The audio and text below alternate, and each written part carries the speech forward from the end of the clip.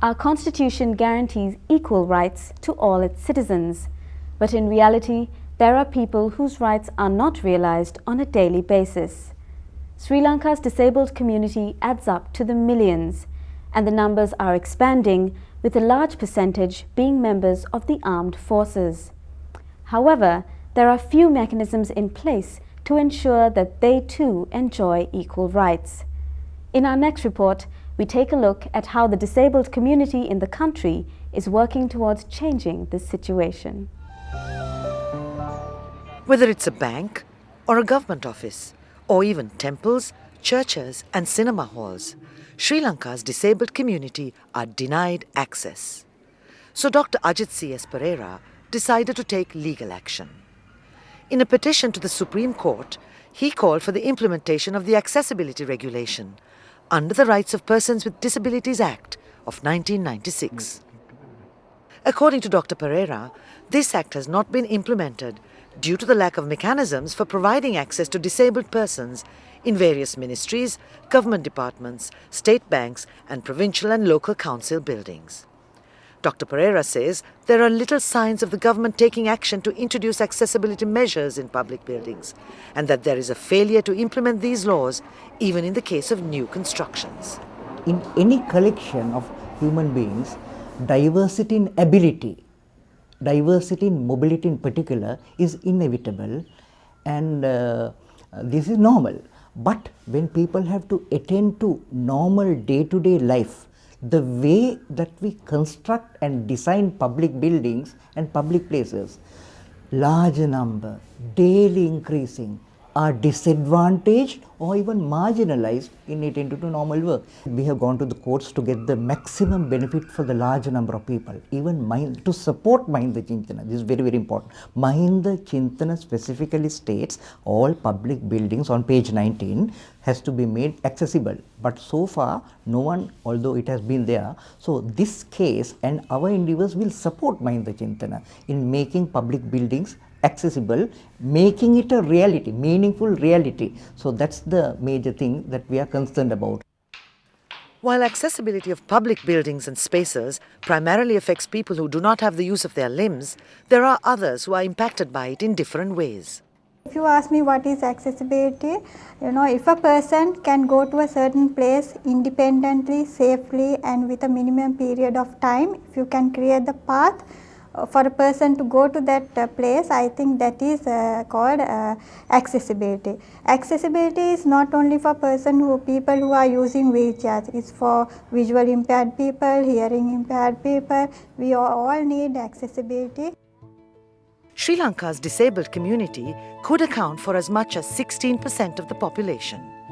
This includes those affected by short-term disability caused by illness, elderly people afflicted by debilitating medical conditions, members of the armed forces who have been disabled due to war, and people of the north and east where ongoing conflict and the presence of landmines has taken its toll. The Protection of the Rights of Disabilities Act was passed in 1996. Sri Lanka also signed the UN Convention on the Rights of Disabilities in 2006. But when it comes to the implementation of these laws and conventions, progress has been minimal. We had an act in 1996, but that act hardly contained any real rights for people with disabilities, except for one little paragraph about physical accessibility, still, which was not written in a way that could be implemented. So, to make it possible to implement that chapter about physical accessibility regulations were done. Actually, those regulations had been drafted around 2003, but they were put to Parliament and passed only in 2007 as legalized in 2007. But even though they were legalized in 2007, now there should, if this physical accessibility law has to be implemented, there should be a monitoring mechanism. For example, it should be integrated into the UDA Act. It should be integrated into the Pradeshya Sabha Acts. where the plans for public buildings will be passed. So that has not taken place. So because of that, the implementation process is not happening. There are some positive examples of buildings and public spaces where disabled-friendly features have been introduced into the built architecture. The post offices in Dehiwala and Mount Lavinia are such attempts. If the disabled people come here, we are giving a very special treatment for them, and we get them inside and we personally attend to them what they need. Immediately we attend to them and they are happily going. The first ever post office in Sri Lanka, the Mount Lavinia post office, the first ever municipal council, Dehiwala municipal council, the first ever public library, Dehiwala public library, and even the UDA, the new building, I was able to help them to design a new entrance, and even the parliament I went and I was able to convince them. But that is remedial action. All what we need is preventive action. As far as preventive action is concerned, hardly any building that is coming up, even in the western province or the southern province, where the residential population is the highest value, I am not at all happy. Ajit and other disabled rights activists insist that new constructions at least include features that will make buildings and public spaces accessible for everyone. When you say that UDA is undertaking, UDA is also doing public buildings, and also there are different institutions where they also undertake. There are state institutions which they most of the public buildings are done by them, and when we approve plans under our powers, the developer or the consultant should accommodate those requirements. So at the moment, most of the state institutions like the Central Engineering Consultancy Bureau, the State Engineering Corporation, Urban Development Authority, they are accommodating, and even private sector architects know that requirement, so they are accommodating the requirement. So it has not gone for 100%, but most of the public buildings now have access to for anybody kind of. Even this building is accessible.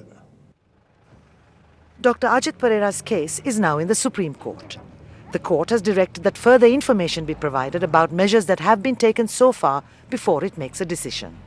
Through the court case, we hope the Supreme Court bench will see the realities and support this one as a win-win thing. We are not complaining of anyone. So it is to get the participatory support of everyone. In the large interest of the society only, I have sacrificed time, money, effort and so much thing for the betterment of the society. Hopefully, the court will make a positive intervention to ensure that Sri Lanka's disabled community gets justice and equal protection under the law as enshrined in the Constitution. We have already seen, rather we have 30 years of experience, of just how damaging it can be to overlook a minority community. Understanding, tolerance and inclusion is the only way that we can prevent history from repeating itself. That's all for today. If you have any comments or suggestions, please email us at srilankatoday@yartv.net. Thanks for watching.